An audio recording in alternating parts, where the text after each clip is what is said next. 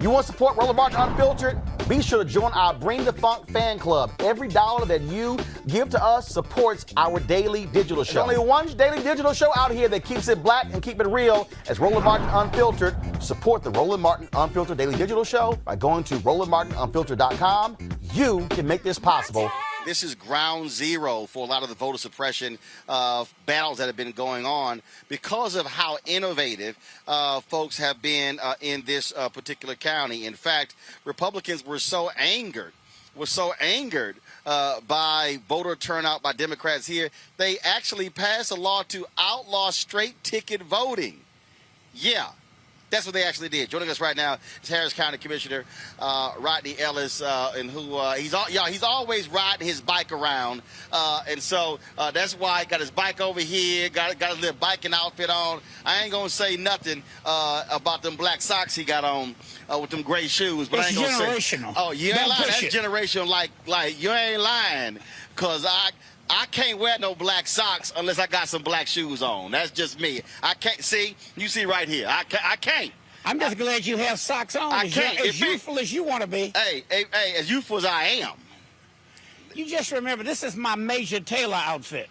So I know you spent some time in Chicago. This is your Black History moment. What is long this? Before Jack Yates was playing football and basketball, Major Taylor, who died in Chicago, was the most internationally known athlete in the world. And what did he do? He was cycling. He was cycling. He was cycling. Internationally known. Google him. Seriously, you ought to do a show on that. But look, I'm glad you're here. You're right across from the home of George Floyd, by the way. Not only did he go to high school, he grew up in the CUNY homes. How'd you like coming down Cleburne Street?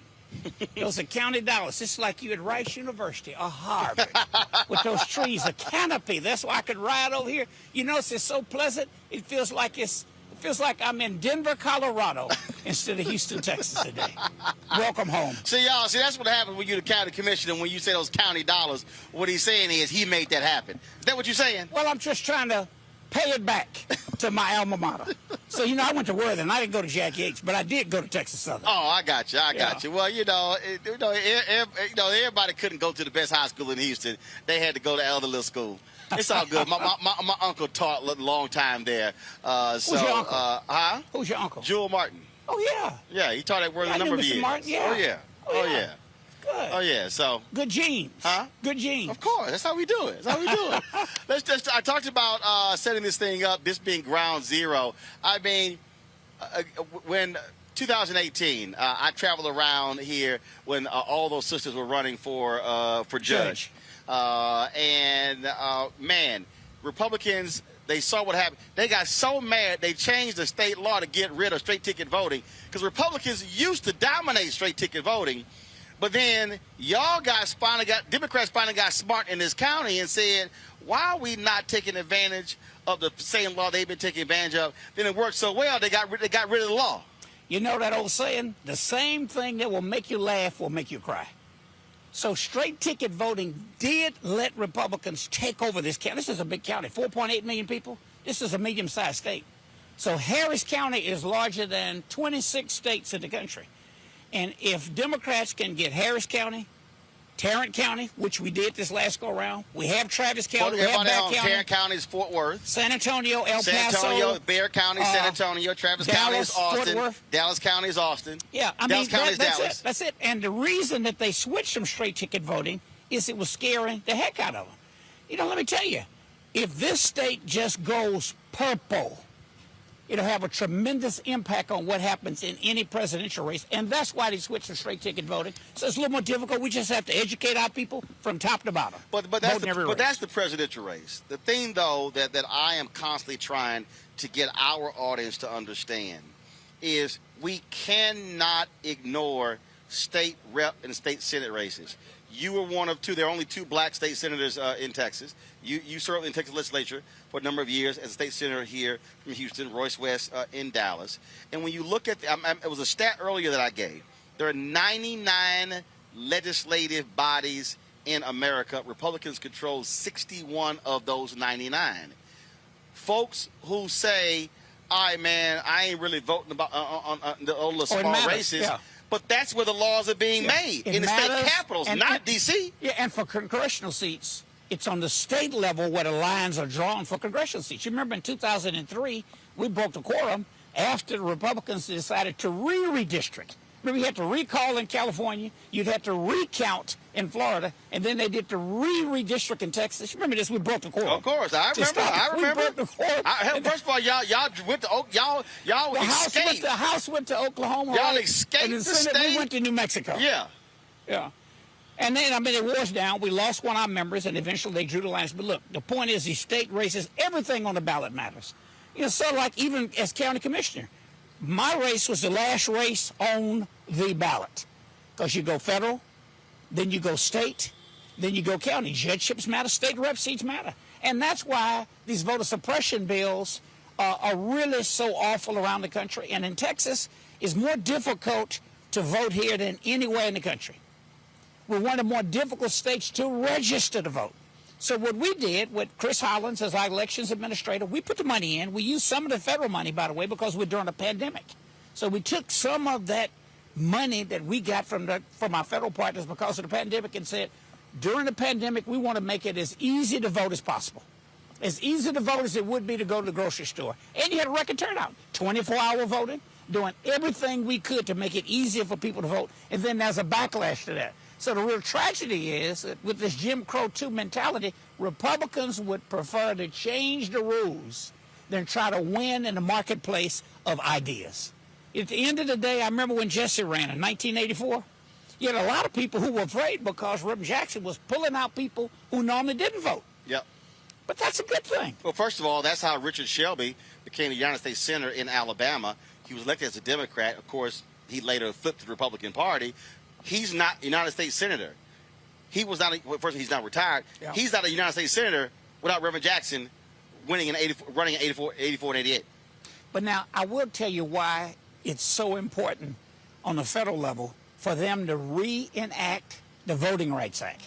Because if you got all these laws in all of these states, not just southern states, you would expect some low-down, dirty, chicken shit stuff like that in the South. But we're seeing it in Iowa, in Maine. All around the country.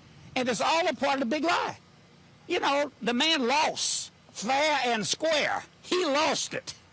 And then they want to try and rig the rules, change it to try and benefit themselves. And so, look, I hope we've given our county attorney, a young African-American brother, the ability to go to court to fight these laws.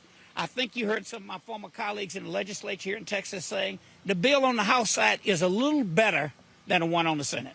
So the House bill is not quite as chicken shit as the one that came out of the Senate. They can go to a conference committee, Republicans control it, and they may decide to put it all back in, they may not.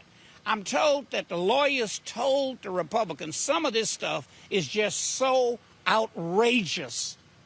Even in the dreaded, historically racist Fifth Circuit, you would probably lose it. And that's probably why they took some things out. And the Democrats had a great point of order that they brought up early on in the Texas House. So about 3 a.m. in the morning, the Republicans decided to make some concessions. Still a bad bill. It's going to be a challenge. It's important that they reenact the Voting Rights Act before September. So then all this stuff has to be pre-cleared. So let me drill down further. And again, and I'm going to keep emphasizing this point for people to understand it. When we talk about, we talked about federal level. We talked about what's happening in Austin. But again, when you say your race was the last one, the reason you had innovation with the county election administrator here in Harris County was because you had folks who voted, folks like you in, who voted the county judge in. So you had control of the process. Yeah. And so if you, to go all the way down, yes, that county commissioner, that county judge greatly impacts the entire county and voting. And it's just, and I keep going this over and over and over with people, and I fight with folks because they say, man, this stuff really doesn't matter. But now we're talking about millions and billions of dollars. Now we're talking about what you said earlier, roads and parks and trees and improvements. All of that is public policy.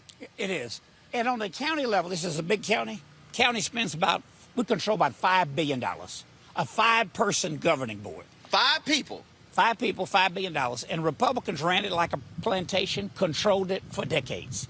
And in part because of great candidates, in part because of straight ticket voting, in part because Beto O'Rourke raised $90 million running for governor, spent a good part of it here in Harris County. Lena Hidalgo, 27 years old, became county judge. She presides over our board. Adrian Garcia, former sheriff, former police officer, former city council member, won one of the seats on commissioner's court.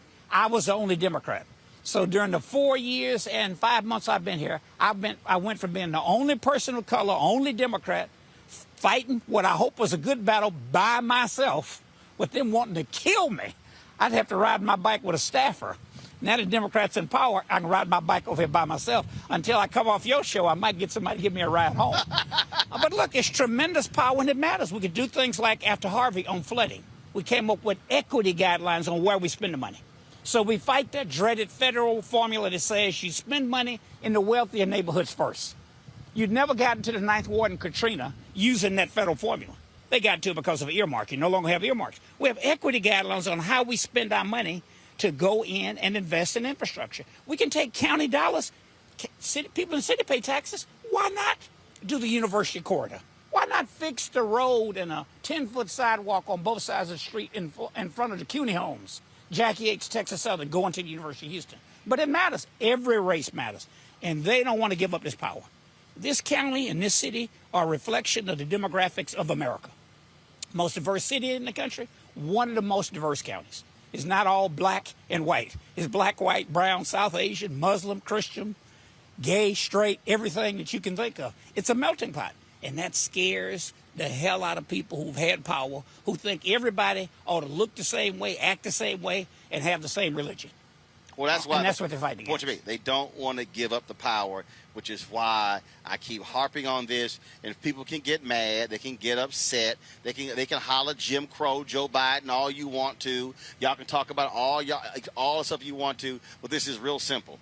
If we allow our power to be untapped, they will still be in control of it. And we're talking, yes, public policy. We're talking about billions of dollars. And if they're able to gerrymander, that means you see what's happening with the Supreme Court, what happens with the federal judiciary. We can become a nation with majority of people of color, but they're still in power. Yeah. And that's the piece that people have to get. Yeah, and let me tell you, it's a big challenge.